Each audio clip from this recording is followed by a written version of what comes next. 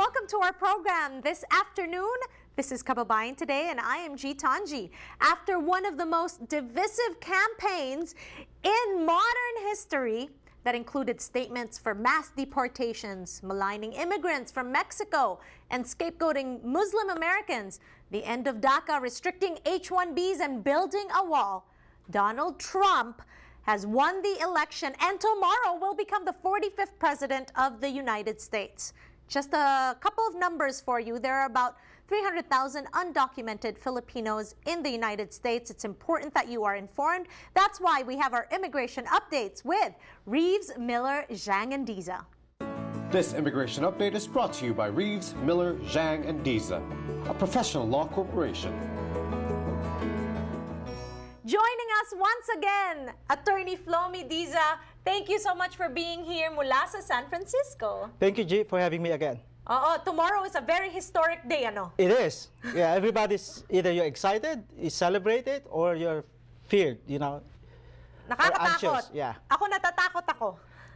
Well, a lot of our kababayans are really afraid of what's going to happen, and I don't know if that's going to be the first business of the day of President-elect Donald Trump. Okay. We'll find out tomorrow. Yes. Okay. So, Attorney Diza, we need to know, may mga karapatan ba ang ating mga kababayan na walang papeles? That's a good question, G. Alam natin lahat na ngayon natatakot yung mga undocumented nating kababayan. As you mentioned, there are about 300,000. Ano? Yes, marami silang karapatan. You know, unang-una, if they're being questioned or asked by law enforcement agencies or law enforcement officers. Ito yung mga ICE officers, tinatawag na Immigration Custom Enforcement. Ito yung immigration officers or even police officers. Ano? If they're being questioned or detained, ano yung mga karapatan nila? Yes. So pag tinatanong ka lang, you know, you have the right to remain silent. Ibig sabihin, I refuse to answer your question. Right? Pwede niyang sabihin yun kasi kung tatanungin saan ka pinanganak, kailan ka dumating, anong status mo, so you just refuse to answer them and said, I need to talk to my attorney. Ayun ang unang sasabihin mo. Nasa Amerika tayo, mga kababayan. Exactly. Kailangan sabihin nyo, I want an attorney first. I want Reeves, Miller, Zhang, and Diza here to represent me. Oh, exactly. Right? So yes, you can do that. So those are the things that you need to ask. I mean, if you're arrested, right, aside from the right to remain silent, pwede mo tanungin kung sino yung nag-umaaresto sa'yo. So if you right to ask them the name, right, the badge number, the office they represent, and also if they have plate numbers, pwede mong hingin sa kanila. Karapatan mo rin to ask for to call your attorney. Pero nga, attorney, paano nga kung wala kang papeles? Siyempre na natatakot ka. Meron ka bang karapatan kung wala kang papeles tapos na-aresto ka na? Yes, you insist that you have those rights.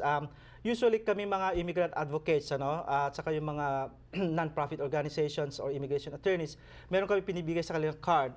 I might give you one of these days and show it to our kababayans na either you hand them their business card that says know your rights and just present it to the officer that says, I want my attorney, I have the right to remain silent, I want a representation before an immigration office. So those are the things that our kababayan, our undocumented immigrants can do. Now, aside from yung sinasabi natin call the attorney, right, it's very important to know and memorize your attorney and their phone number dahil pag inaresto kayo, you know, you have the right to demand also to call your relatives and your paano kung hindi mo alam yung phone number? Exactly.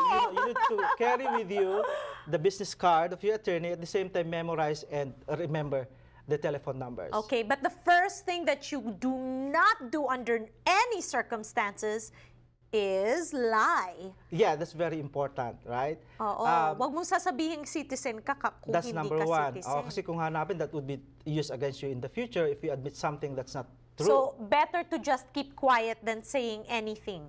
Tama yan, G. Okay. Paano kung kumakatok na? Yeah, that's a very good question. Ayan na, nasa labas na! Nangyayari yan sa tunay na buhay, right? At mangyayari siguro in the coming days.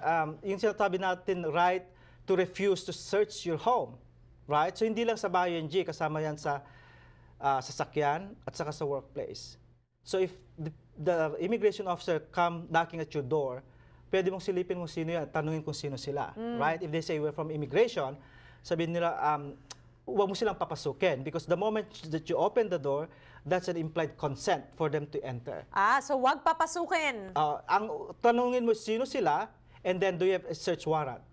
Now, if they say, hey, we have a search warrant, can you just, slip it underneath the door? Basahin mo kung totoo, kasi baka hindi naman totoo. Oo. Di ba? Tingnan mo, kung wala silang mapakita, then it's your right not to Okay, so dapat may let them search enter. warrant. Yes, ito yung authorization given by a judge, right? The search warrants and authorization given by the judge for the officers to enter and search your home.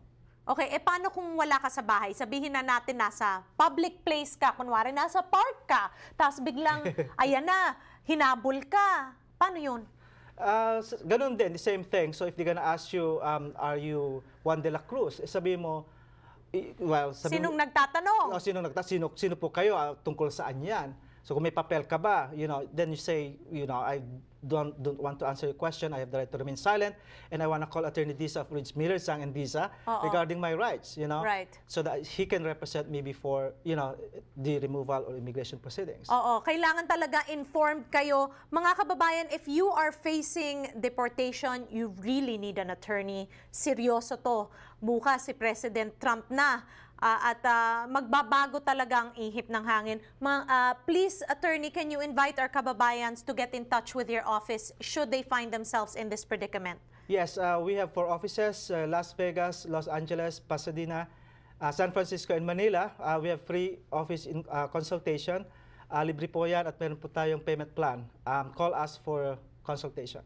Yes, ibig po sabihin niyan, libre po. Pwede po kayong pumunta in the office. Meron silang mga opisina all over the world. Kaya ayusin na natin yung mga papeles natin if you really want to make sure that you are safe. Especially now with the new president, President Trump.